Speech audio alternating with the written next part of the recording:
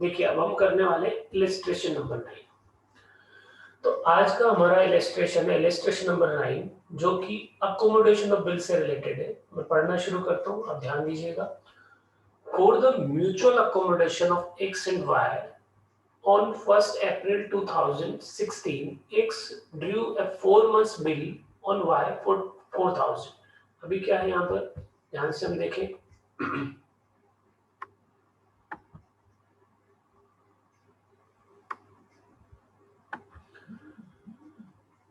For the mutual accommodation, मैंने आपको मतलब समझाया था अकोमोडेशन ऑफ बिल का। म्यूचुअल अकोमोडेशन एक दूसरे को फाइनेंशियल हेल्प करने के लिए जब बिल लिखा जाता है तो इसे हम अकोमोडेशन ऑफ बिल कहते हैं। तो यहाँ पर म्यूचुअल अकोमोडेशन के पर्पज से एक्स एंड वाई आपस में बिल लिखते हैं। एक्स ने एक 4 मंथ्स का बिल लिखा है वाई पर 4,000 का, ठीक है। Y return the bill after acceptance of the same date, और वाई ने उसे एक्सेप्ट भी कर लिया और करना भी था क्योंकि वो म्यूचुअल अंडरस्टैंडिंग के हिसाब से लिखा गया है, तो इमीडिएट बिल को एक्सेप्ट किया गया है। X discount the bill from his banker at 6% per annum. अब ये जितना पड़ा है हम एक बार क्या करते हैं, इसको यहाँ पर ड्रॉ कर लेते हैं, ठीक है। तो एक्स एंड वाई, ये एक्स है ये वाई है। एक्स ने एक बिल लिखा वाई पर और म्यूचुअल अकोमोडेशन 4,000 का 4 मंथ्स का, 4,000 4 मंथ्स। वाई ने एक्सेप्ट किया, वापस लौटाया, अभी बिल आ गया एक्स के पास। एक्स इसे सेम डे पर डिस्काउंट करा लेता है और डिस्काउंट कराता है बैंक से 6% पर एनम। तो 6% पर एनम ये बैंक से डिस्काउंट फ्रॉम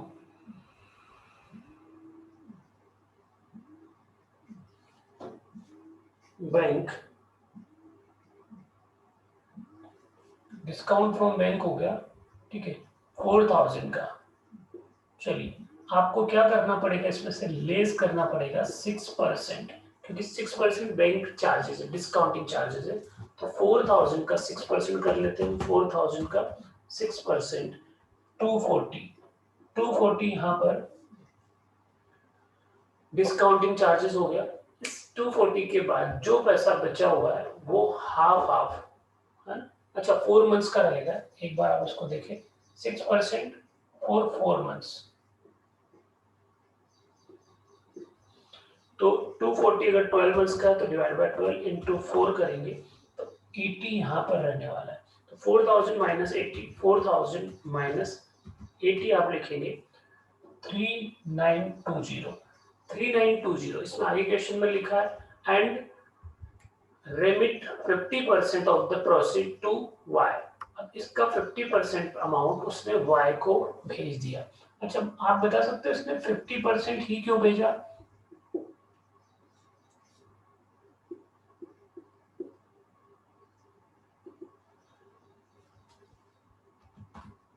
1960 जब 50% लिखा है इसका मतलब ये क्लियर है कि इनका जो आपस में म्यूचुअल अकोमोडेशन या म्यूचुअल अंडरस्टैंडिंग का रेशियो है वो है 1:1। ये कहते हैं बराबर बराबर बांट लेंगे, आधा आधा बांट लेंगे। तो इसीलिए वो बिल जो मैच्योर हुआ था जितना भी पैसा आया वो यहाँ पर भेज दिया। क्वेश्चन में कहीं भी रेशियो नहीं मेंशन है, पर क्योंकि जितना पैसा भेजा गया वो इंडिकेट करता है कि रेशियो क्या रहा होगा। हाफ अमाउंट भेजा है तो रेशियो 1:1 बराबर बराबर रहा होगा, ठीक है। अब क्या लिखा है आगे, on due date X is unable to send the amount due and therefore Y draw a bill for 7,000। मैंने आपको समझाया था ड्यू डेट पर यहाँ पर पैसा चाहिए, ठीक है।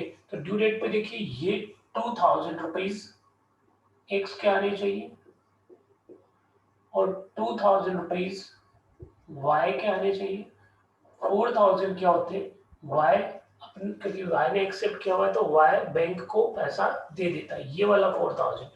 पर ऐसा नहीं हो पाया, यहाँ पर अब एक्स के पास पैसा नहीं है, ये एक्स 2,000 रुपीज नहीं दे पा रहा है। तो देखिए क्योंकि आपस में उनकी अंडरस्टैंडिंग है तो दूसरा बिल लिखा जा रहा है। उसने कहा मेरे पास पैसा नहीं, चलिए आप टेंशन मत करो, आपको बैंक को पैसा देना, आप बिल लिखो, मैं एक्सेप्ट करता हूँ, डिस्काउंट कराकर पैसा जो आया उसको बैंक में जमा करा देना। तो समझिए सेकंड कंडीशन क्या है, on due date X is unable to send the amount, ये यहां पर लाते हैं ड्यू डेट की कंडीशन में वापस एक्स वाई फिर से बनाते हैं,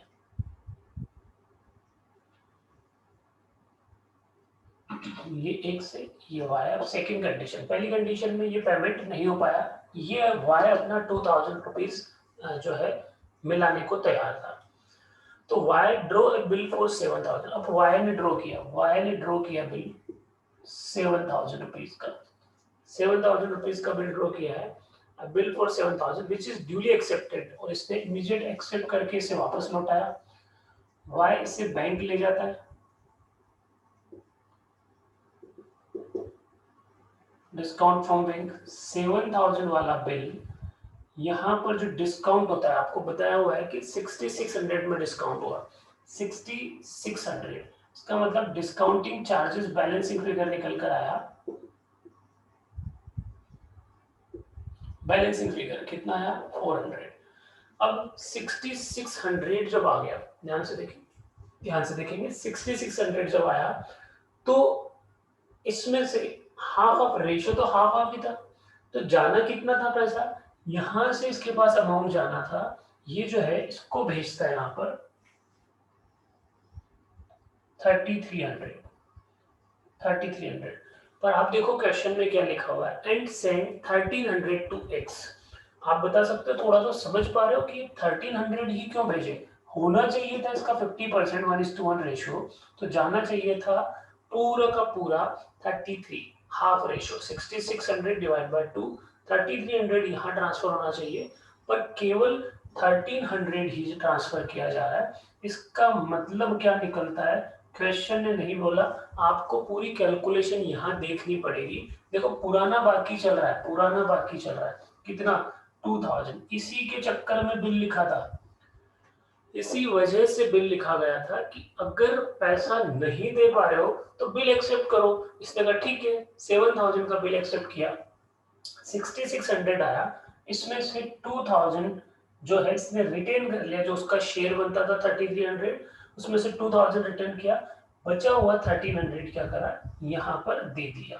ठीक है, अब ये जो 2000 है ये यहाँ पर मिलाएगा, ठीक है, जो रोक लिया अमाउंट, और खुद का 2000 मिलाकर बैंक को जमा करा देगा, तो वाई अपनी लायबिलिटी से फ्री हो गया। तो कितना अच्छा क्वेश्चन रहा ना, देखो कि एक्स पैसे नहीं दे पा रहा था तो बिल एक्सेप्ट करेगा, अब प्रॉब्लम किसको शुरू होगी, एक्स को, हेडेक किसकी है, एक्स की। ठीक है, अब before the bill is due for payment x become insolvent, x का काम शुरू से बेकार रहा है, पिछले बिल में भी वो 2000 नहीं दे पाया था, अब भी जो उसने नया बिल लिखा 7000 वहां भी वो पेमेंट नहीं कर पाया और वो इंसॉल्वेंट हो गया। किसको पेमेंट नहीं कर पाया होगा बैंक, ये एक्स, बैंक को या वाई को, बैंक को, क्योंकि बैंक बिल जो है बैंक के पास रहा है, यहाँ पर वो डिस्काउंट करा लिया गया था और बैंक के पास था, तो बैंक को पे नहीं हो पाया तो बैंक अपनी रिकवरी करेगा लेटर 25 पैसा इन ए रुपी रिसीव फ्रॉम हिज स्टेट, क्योंकि वो इंसॉल्वेंट है तो 25 पैसा इन ए रुपी, मतलब जितना भी कुछ उससे लेना था उसका 25% लेना, कितना था देखेंगे 3300 लेना था शायद, तो उसका 25% ही मिल पाया, बाकी सब डेफिशिएंसी और बैड डेट्स हो जाएगा। ठीक है, अब आपको बोला record general entry in the books of x, x की बुक्स में ही एंट्री करनी, बाकी किसी की नहीं। अब क्योंकि यहाँ पर मैंने ड्रॉ कर लिया, ये बहुत इंपॉर्टेंट है हमारी एंट्रीज को करने के लिए, तो मैं एक एक एंट्री बोलता जाऊंगा, आपको दिखाता जाऊंगा कि यही एंट्री हो रही है आपकी फर्दर इस सॉल्यूशन में। ठीक है, और जहां कहीं भी कंफ्यूजन रहेगा आप मैसेज करेंगे, बात करके उस डाउट को क्लियर करेंगे। ठीक है,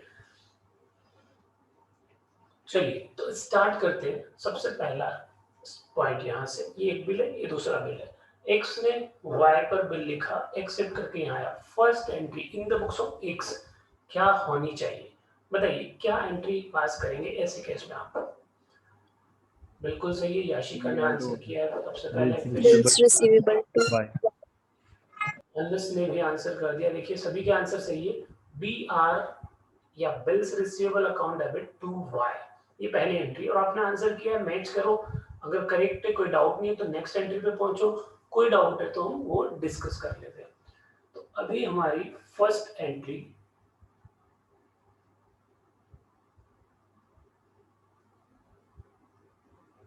ये रही, B R account debit to Y. हमें क्वेश्चन देखने की जरूरत नहीं है, क्वेश्चन यहाँ ड्रॉ हो रहा है, हमें अभी एंट्री समझने की जरूरत है। तो एक एक एंट्री, मैंने एंट्री ज्यादा दिखा दी, हमें सॉल्यूशन पहले नहीं देखना है, हम केवल जो सॉल्यूशन समझ चुके, जो एंट्री कर चुके उसी को देखेंगे। तो पहली एंट्री हो गई। अब जैसे ही ये बी आर रिसीव हुआ, इसको यहाँ पर इस बी आर को लेकर ये यहाँ जाता है बैंक में और इसे डिस्काउंट करवा लेता है। तो डिस्काउंट फ्रॉम बैंक, तो बैंक से जब डिस्काउंट कराएगा तो फिर ये एंट्री पास करेगा। बताइए ऐसे केस में क्या एंट्री पास होगी? चलो श्रुति ने आंसर कर दिया फटाफट। Bank account debit discounting charges debit to BR. ठीक है, कौन टाइप करे इतना, बोल देते हैं, अच्छा किया एकदम। तो देखो bank account debit discounting charges account debit to BR. Amount को भी ध्यान रखना पड़ेगा, बैंक में अमाउंट आएगा 3920, डिस्काउंटिंग चार्जेस 80 और बीआर हमारा कम हो जाएगा 4000 से। तो चलिए सेकंड एंट्री एक बार देख लेते हैं। ठीक है, सेकंड एंट्री ये इतनी सी एंट्री है, bank account debit 3920, discounting account charges account debit 80 और बिल्स रिसीवेबल अकाउंट जो है एसेट थी पहले वो हमने क्रेडिट करके क्लोज कर दिया। क्लियर है यहाँ तक? अब इसके बाद आपको क्या करना है, पैसा अभी किसके पास है? एक्स के पास। एक्स ने अपने कमिटमेंट के अकॉर्डिंग हाफ हाफ करके भेजना है, तो उसने हाफ अमाउंट वाई को भेज दिया। चलिए इस केस में जब ये वाई को पैसा भेज रहा है, क्या एंट्री पास करेगा? Y account debit to BR. हाँ, तो यहाँ पर एंट्री पास होगी Y account debit to B R. अब इसमें अभी थोड़ा सा करेक्शन भी करना पड़ सकता है, क्या सिर्फ Y account debit to B R ही होगी? अगर Y account debit to B R होगी तो क्या वो 2000 से होगी 4000 के हाफ, या वो 3920 के हाफ जो है 1960 से होगी? अगर ऐसा है तो डिस्काउंट जो है वो सारा का सारा एक्स ने बियर कर लिया। ऐसा थोड़ी होता है, जो कुछ डिस्काउंटिंग चार्ज है वो भी हाफ हाफ, आधा आधा शेयर करना पड़ता है। तो आप एक बार वापस एंट्री करेक्ट करें, Y account debit to B R नहीं होगी, ये मैसेज लिखा है अक्षत ने, वो नहीं होगा। सोचिए क्या एंट्री पास होनी चाहिए? Y debit to bank to discount. हम क्या करने वाले, वाई को पैसा देने वाले, तो वाई से पैसा वापस लेंगे 4 महीने के बाद। तो वाई को भी डेटर्स बना लो, वाई को डेबिट कर दो और उसको पैसा दे दो। कितना रुपया? 1960। आप वाई को डेटर्स बनाओ 2000 से, अमाउंट उसे दो 1960। ठीक है, और 40 रुपीज का जो डिस्काउंट है वो अब क्रेडिट कर लो। हमने अभी पहली एंट्री में इसे एक्सपेंसेस माना था और हमने उसे क्या किया था, हमारा डेबिट कर लिया था। ठीक है, 80 रुपीज। आपको पता है इससे पहले ये 80 डेबिट किया था एक्स ने। एक्स की बुक्स में अगर ये डेबिट हुआ है तो यहाँ ये शो होता है कि ये पूरा अमाउंट एक्स का है एज ए एक्सपेंसेस। ठीक है, तो ये एक्सपेंसेस एक्स का है, पर ये सारा एक्सपेंसेस एक्स का नहीं है। आपको पता है जब इन्होंने म्यूचुअल अकोमोडेशन किया है, रेशियो बराबर है, तो ये हाफ हाफ करेंगे। तो 40 रुपीज एक्स का है तो 40 वाई का है। अभी इसने यहाँ डेबिट किया हुआ अपनी बुक्स में 80, तो इस 80 में से 40 को हमें क्या करना पड़ेगा, रिवर्स करना पड़ेगा। तो रिवर्स करते हुए मैं यहाँ एंट्री लिखता हूँ, हमने वाइज अकाउंट डेबिट लिखना है। भाई 2000 रुपीज दे देना आप। ठीक है, वाई का 2000 रुपीज है वो शेयर हमने ट्रांसफर किया टू बैंक 1960 और पूरा एक्सपेंसेस हमारा नहीं था। तो ये जो डिस्काउंट चार्ज है ये हमने पहले डेबिट किया था तो अभी रिवर्स कर दिया, अमाउंट रेमिट टू वाई। देखिए सर 40 आएगा, वाई अकाउंट डेबिट, हाँ ये 40 आएगा, 60 नहीं आएगा। Y account debit 2000 to cash और टू डिस्काउंट अकाउंट। ये डिस्काउंट वाला समझने की जरूरत है, जो डिस्काउंट आपने डेबिट किया हुआ था 80,000, वो पूरा 80x का नहीं था, उसमें से 40 किसका था, y का। तो अभी ये क्रेडिट एज ए इनकम नहीं हुआ है, ये हमारा जो एक्सपेंसिव था वो हमारा नहीं था, इसलिए हमने उसे रिवर्स किया है। ठीक है, आपने 80 में से 40 रिवर्स कर लिया। ये 3 एंट्री हुई है, यहाँ से अमाउंट इसके पास चला गया। ठीक, क्या ये बात समझ आ गई यहाँ तक?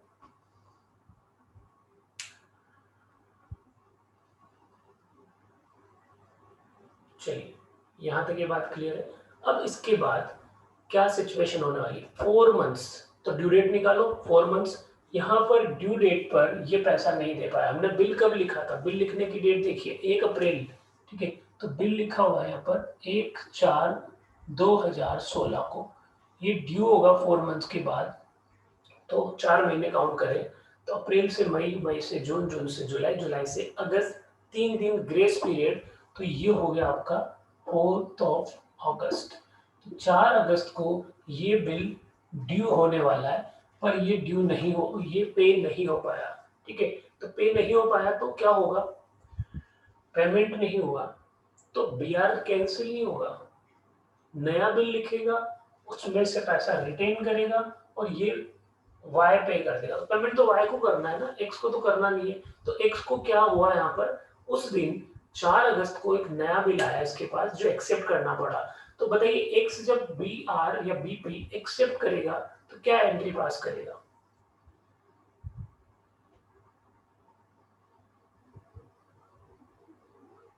अब ये बीपी एक्सेप्ट कर रहा है, एक लायबिलिटी बढ़ाने वाला अपनी, तो लायबिलिटी को हम करेंगे क्रेडिट, और ये किसके लिए एक्सेप्ट कर रहा है, ये वाई, तो वाई को बना लेंगे डेबिट, तो आपकी एंट्री पास हो जाएगी 7000 से Y to bills payable. To bills payable. देखिए यहाँ पर, ठीक है, अब ये इतना इजी हो जाता है जब ये आपके पास बना हुआ है, तो इसलिए मैं इसको मिटाना नहीं चाह रहा हूँ, इसलिए वहां से दिखा रहा हूँ, आप ध्यान से देखिए समझिए। Y account debit to bills payable, Y debit किया डेटर्स के, आपके लिए मैं एक्सेप्ट कर रहा हूँ, पैसे दे देना बाद में, और बिल्स पेबल में लायबिलिटी मानता हूँ। ये एक्स ने अपनी बुक्स में एंट्री पास करी। अब जब इसने एंट्री पास कर ली तो ये 7000 का बिल वाई बैंक लेके जाएगा, डिस्काउंटिंग चार्जेस लगने वाले हैं 6600 ले लेगा, उसमें से 1300 देगा, देना चाहिए था 3300, पर 2000 वो रिटेन कर लेगा पहले के, जो एक्स पे नहीं कर पाया था, तो 3300 मिलेंगे। तो अभी क्या एंट्री पास होगी, अब एक्स को क्या होने वाला है, 3300 रिसीव होने वाला है, तो 3300 रिसीव होने पर एक्स क्या एंट्री पास करेगा, फटाफट से सोच के बताओ,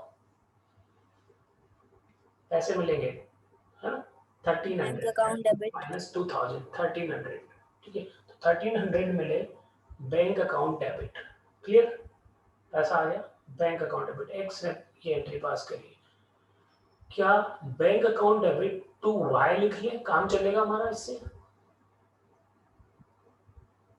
नहीं, इसमें डिस्काउंट का भी तो बर्डन है, यहाँ पे ये जो 4000 है, 400 है, इस 400 में से 200 का डिस्काउंट है दोनों का, तो वो डिस्काउंट एक्स का एक्सपेंस है, तो एक्स क्या एंट्री पास करेगा, पैसा आ रहा है बैंक अकाउंट डेबिट पूरा 1300, है ना, फिर डिस्काउंट अकाउंट डेबिट या डिस्काउंटिंग चार्जेस अकाउंट डेबिट 200 और 2 वाई, इस तरह की ये एंट्री पास करेगा, ठीक है।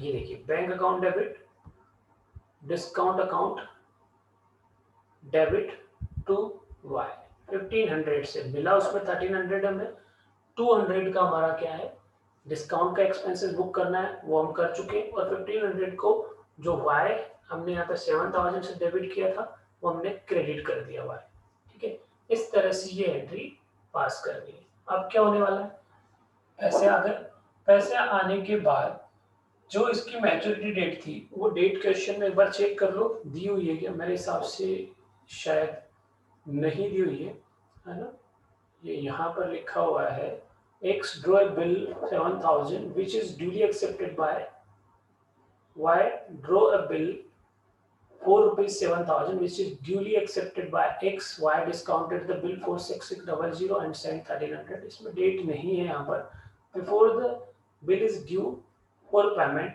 X become insolvent, क्योंकि वो ड्यू हो ही नहीं पाया और X insolvent हो गया, तो ये 25% अमाउंट ही रियलाइज होगा। चलिए लास्ट एंट्री और सोचते हैं, यहाँ तक कि हमने बात करी थी, देखिए ये जो पैसा आ गया तो ड्यू डेट पर पेमेंट करना है, बताइए ड्यू डेट पर पेमेंट किसे करना था, इस सेकंड बिल का, पहले वाले बिल का तो हो चुका है साहब, 4000 वाई ने जमा करा दिया होगा बैंक में जैसे ये 2000 रिटर्न किया होगा, तो इस 7000 के बिल का पेमेंट करना है। अब एक्स को, पर एक्स पेमेंट नहीं कर पाएगा, डिसऑनर हो जाएगा, तो जो है इंसॉल्वेंट हो जाएगा और बिल डिसऑनर हो जाएगा। तो बिल डिसऑनर होने पर जो बिल लिखा गया था उसको रिवर्स करना पड़ेगा। जैसे इसने बिल एक्सेप्ट किया था, क्या एंट्री पास करी थी इसने, Y account debit to BP. अब नहीं पे कर पा रहे हैं इस बीपी का पेमेंट, तो हम रिवर्स करेंगे और हम लिखेंगे यहाँ पर BP account debit to bills payable to Y.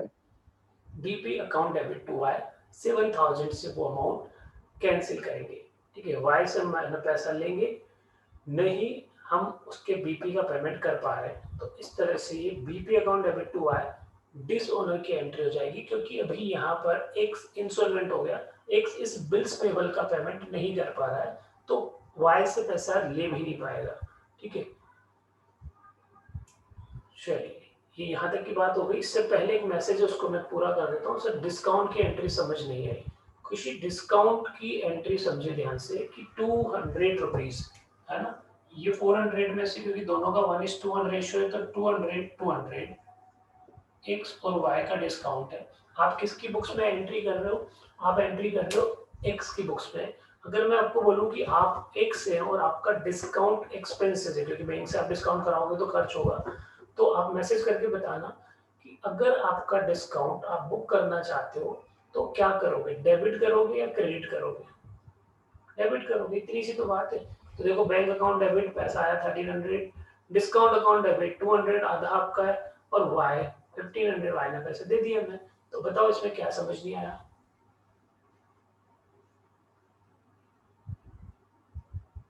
आ गया, चलिए तो यहाँ तक बात हो गई। ये जो है बीपी कैंसिल हो गया,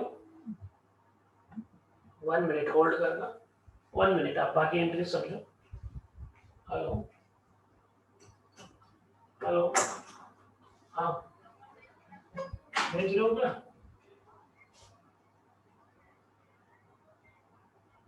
वहाँ पर अभी मैं घर पे ही हूँ, घंटे भर में पहुँचूंगा, तो 12 बजे तक। 12 बजे। मेरे वाइफ ने तो मुझे घर पे-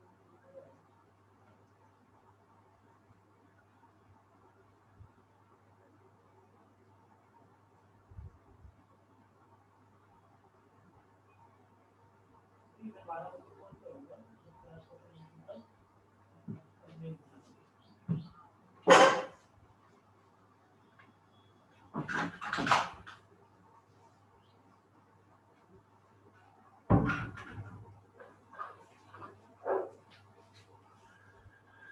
चलिए, तो यहाँ तक जो एंट्री हुई है, उसके बाद लास्ट चीज बची हुई है कि ये इंसॉल्वेंट हुआ और केवल 25 पैसा इन रुपए पे कर पाया। ठीक है, तो किसको पे करेगा 25 पैसा इन रुपए। देखिए एक्स जब बैंक को पैसा नहीं दे पाएगा, ठीक है, क्योंकि ये एक्सेप्ट एक्स ने किया है, यहाँ पे डिस्काउंट हो गया और बैंक को पैसा देना है, तो अगर बैंक नहीं दे पाएगा तो बैंक किसको इंक्रीज करेगा, बैंक इंक्रीज करेगा वाई को। ठीक है, क्योंकि यहाँ पर डिस्काउंट किसने कराया था, वाई ने, तो वाई का बैलेंस बढ़ा लेगा बैंक, यानी कि वाई का बैलेंस बैंक कम कर देगा। ठीक है, अब जब वाई का बैलेंस कम होगा डिसोनर की वजह से, तो वाई किसको बोलेगा, वाई बोलेगा एक्स को, यार आप पैसे नहीं दे पाए, अच्छा इंस्टॉलमेंट हो गए, ये सारी चीजें होने वाली। तो अब हम वाई को, वाई जो है क्या करेगा, एक्स को बढ़ाएगा, यानी कि हम एक्स के पॉइंट ऑफ व्यू से बात करें तो एक्स की लायबिलिटी बढ़ने वाली। ठीक है, तो ऐसे केस में क्या एंट्री पास की जानी चाहिए, चलिए बताइए क्या एंट्री पास होगी। Please repeat the question.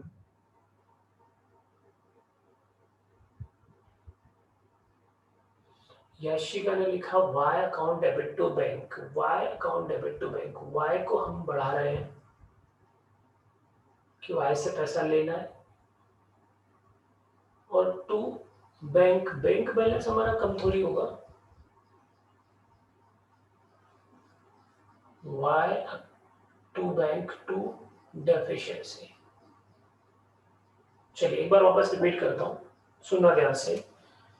यहां पर वाई ने 7,000 का बिल डिस्काउंट कराया और पैसा भेज दिया, मैच्योरिटी पर यह एक्स क्या करेगा, एक्स अगर पेमेंट कर देता तो यहाँ पर कहता कि आप अपना 3500 रुपीज दो 7000 में से, ठीक है, मैं अपना 3500 मिलाता हूँ और पे कर देता हूँ 7000। अगर ऐसा हो जाता तो ये होता, पर ये नहीं हो पाया, ठीक है।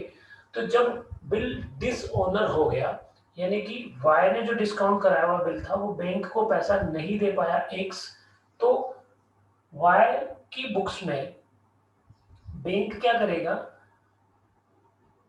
अपना बैलेंस रिड्यूस कर देगा, यानी कि वाई का बैंक अकाउंट रिड्यूस हो गया। वाई का बैंक अकाउंट रिड्यूस होते ही वाई वो एक्स के हिसाब से काम करेगा, एक्स को बोलेगा कि आप पैसे नहीं दे पाए, आप मुझे देना। पर फाइनली वहां तो क्लियर हो गया कि वो इंस्टॉलमेंट हो गया, उससे 25 पैसे ही मिल पाया। तो अगर पहले ये सोचो कि जब इसका बैलेंस रिड्यूस हुआ, बैंक बैलेंस 7000 से ड्यू टू डिसऑनर, तो ये एक्स से कितना पैसा मांगेगा, बताइए, एक्स से कितना पैसा मांगेगा जो नहीं दे पाया वो। ये अपना 3500 देने को तैयार है, पर एक्स अपना 3500 नहीं मिला पाया, तो 3500 वाई एक्स से मांगेगा। क्लियर? अब यहां पर जब ये मांगेगा तो ये 3500 वाई मांग रहा था, तो 3500 की लायबिलिटी इसकी आई, किसकी, एक्स की। और इस 3500 में से ये केवल 25 पैसा है ना, तो 3500 का 25% 875 ही पे कर पाए, तो लिखेगा टू बैंक, ठीक है। लाइबिलिटी थी ना, अपना क्रेडिटर था, क्रेडिटर को करा डेबिट, तो वाई अकाउंट डेबिट 3500 रुपए से, 3500 ही देना है, 3500 तो वाई का खुद का था, तो कितना रुपया देना है, केवल 3500। 3500 में यहाँ एंट्री भी लिख देता हूँ ताकि आपको थोड़ा दिखे यहाँ पर सही से। वाई अकाउंट डेबिट, ये लाइबिलिटी थी, हमने रिवर्स करके क्रेडिट करा, रिवर्स करके डेबिट कर दिया यहाँ पर हमने। Y account debit to bank 875, ये 25 पैसा है, और जो नहीं दे पाया वो डेफिशिएंसी, डिफरेंस अमाउंट निकालोगे 2625 ये डेफिशिएंसी नहीं दे पाया, ठीक है। तो देखिए यहाँ पर last Y account debit to bank to deficiency, है ना। आप वाई का अकाउंट डेबिट करके इन सारी एंट्रीज में बनाओगे ना, तो इतना ही अमाउंट निकल कर आएगा 3500, ठीक है। डेफिशिएंसी वाई बोर्न करेगा या बैंक, डेफिशिएंसी वाई बोर्न करेगा क्योंकि वाई को 3500 रुपए लेने थे, नहीं मिल पाए तो वाई सिर पकड़ेगा, वाई को नुकसान हो, वाई दुखी होगा, जो भी हो, ठीक है। यहाँ इसके लिए फायदा, एक्स के लिए फायदा, क्योंकि देना नहीं पड़ा इसलिए क्रेडिट, वाई रोएगा, डेबिट करेगा, उसके लिए नुकसान है, पर वाई की बुक्स में एंट्री करनी नहीं है हमें, तो यहाँ पर ये डेफिशिएंसी एक्स की बुक में रिकॉर्ड हुई है, नुकसान किसको हुआ है, वाई को। अल्टीमेटली वाई 3500 था, मैं पेमेंट कर देता तो Y account debit to bank करता 3500, पर नहीं कर पाया तो Y account debit to bank और 2625 यहाँ एक्स की बुक्स में उसके लिए बचत हो गई, सेविंग हो गई। वाई की बुक्स में लॉस होगा, वहां डेबिट हो जाएगी डेफिशिएंसी। वाई क्या एंट्री पास करेगा, सोचना, bank account debit 875, deficiency account debit, maintenance account debit 2625, ठीक है, और 2x, इस तरह की वो एंट्री वहां पास होगा। पर क्योंकि x की बुक्स में आपसे पूछा नहीं है, y की बुक्स में पूछा है, कि सॉरी y की बुक्स में पूछा नहीं, सिर्फ x की बुक्स में पूछा है, तो हमने वही एंट्री करी। तो एक बार आप ये देखो ध्यान से, इसका स्क्रीनशॉट ले लो, इसको नोट कर लो। इस तरह के जब क्वेश्चन आते हैं अकोमोडेशन ऑफ बिल, तो आपको प्रैक्टिस इसी तरह से करनी है। जब बहुत अच्छी प्रैक्टिस हो जाए तो फिर आप डायरेक्ट इसे कर सकते हो, एग्जाम में ये ड्रॉ करने की जरूरत नहीं है आपको। इस सॉल्यूशन में भी ड्रॉ नहीं हुआ है तो आपको भी ड्रॉ करना नहीं है, पर इसके ड्रॉ करने से आसान हो जाता है ये क्वेश्चन, ठीक है। प्रैक्टिस करेंगे तो ड्रॉ करने की जरूरत नहीं पड़ेगी। मुझे तो क्योंकि आपको समझाना था इसलिए मैंने ड्रॉ किया, आप किसी को समझाओगे नहीं, केवल आप लिखोगे। तो अगर आपको खुद को समझ में आ चुका है तो आप केवल डायरेक्ट एंट्रीज कर सकते हो। क्या ये यहाँ तक क्लियर है? Yes sir. चलिए, सिद्धार्थ ने कंफर्म कर दिया है, मुस्कान ने भी कंफर्म किया है, याशिका ने भी, सभी लोगों ने मैसेज करना शुरू किया है और उन्होंने सम्यक ने यस कर दिया है। चलिए, तो ये अच्छा क्वेश्चन था, इसकी प्रैक्टिस करना, एग्जाम में इस तरह के क्वेश्चन आते हैं। मैं आपको बता दूं आपके लिए होमवर्क क्या रहने वाला है। आपके लिए होमवर्क रहेगा इलस्ट्रेशन नंबर 10, सेम ऐसा क्वेश्चन है अनिल और संजय वाला, ये क्वेश्चन आपका होमवर्क है, इसे ध्यान से करना। उस क्वेश्चन को करने से पहले आप इसे एक बार पहले ट्राई कर लेना, ठीक है। चलिए मिलते हैं फिर कल, आज के लिए इतना ही, बाय, थैंक यू।